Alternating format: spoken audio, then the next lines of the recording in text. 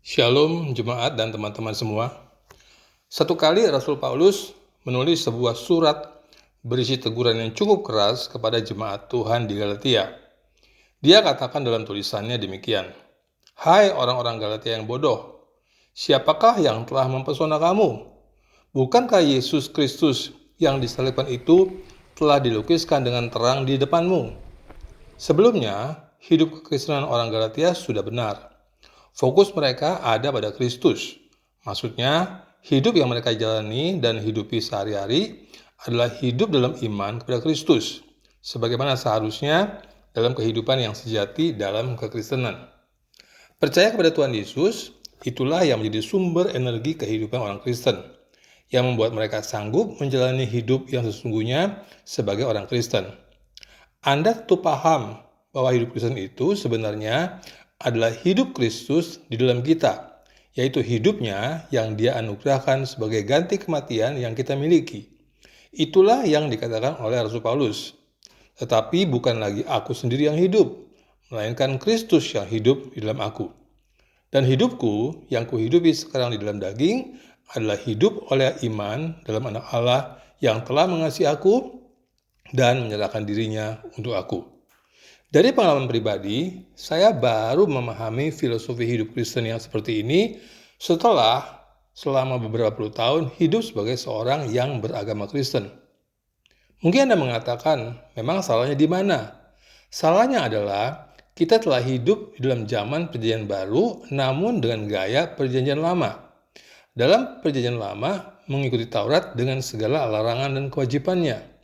Tetapi dalam perjanjian baru juga dipandang dengan perspektif yang sama, yaitu hidup dengan semua larangan dan kewajiban berdasarkan hukum yang tertulis dalam kitab suci. Lalu, kalau konsepnya seperti ini, apa bedanya hidup dalam perjanjian lama dengan hidup dalam perjanjian baru? Seperti acara di televisi, model acaranya masih sama, pemainnya masih sama, hanya judul acaranya yang berubah. Firman Tuhan menjelaskan bahwa hukum yang tertulis mematikan, namun roh menghidupkan. Makanya dalam perjanjian baru, Tuhan tidak lagi menulis hukum-hukumnya di atas loh batu, melainkan loh hati manusia. Tuhan mau agar aturan hidupnya keluar atau terekspresi dari dalam hati, bukan dorongan dari luar karena adanya sanksi atau penghargaan dari hukum yang tertulis. Inilah yang dikatakan oleh Rasul Paulus. Kamu telah mulai dengan roh, maukah kamu sekarang mengakhirinya di dalam daging? Hal yang sama disampaikan Yesus kepada perempuan Samaria itu. Dia mengatakan, barang siapa minum air ini, ia akan haus lagi.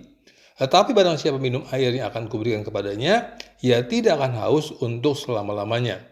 Sebaliknya, air yang akan kuberikan kepadanya akan menjadi mata air di dalam dirinya yang terus-menerus memancar sampai kepada hidup yang kekal.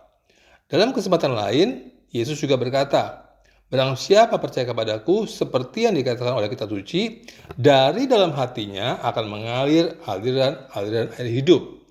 Yang dimaksudkannya ialah roh yang akan diterima oleh mereka yang percaya kepadanya. Sebab roh itu belum datang karena Yesus belum dimuliakan.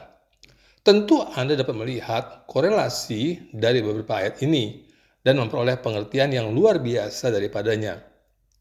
Yesus bicara tentang air kehidupan, memancar dari hati bagai mata air. Air hidup itu adalah aliran Roh Kudus yang mengalir dari hati orang percaya. Aliran inilah yang menjadi tindakan atau perbuatan yang terekspresi dari orang beriman. Inilah yang disebut hidup dalam pimpinan Roh Kudus. Perbuatan bukan lagi didasari oleh karena adanya hukum yang tertulis, tetapi karena hukum Tuhan itu telah ada di dalam hati. Perbuatan timbul bukan lagi karena adanya larangan dan kewajiban, melainkan karena kasih. Perbuatan baik tidak lagi karena adanya sanksi hukum dan penghargaan, tetapi karena sadar diri telah dikasih oleh Tuhan. Semoga Anda telah melihat perbedaan yang signifikan dari hukum perjanjian lama yang telah beralih kepada Injil kasih karunia. Jadi, hiduplah dalam damai sejahtera dengan Allah yang perjanjiannya kekal dengan saudara, yang kasihnya sangat besar melampaui pengetahuan, yang tidak pernah lagi mengingat dosa-dosa saudara, yang selalu memandang saudara benar di hadapannya, yang telah mengangkat saudara sebagai anaknya, dan mempersiapkan saudara sebagai ahli waris kerajaan sorga. Amin.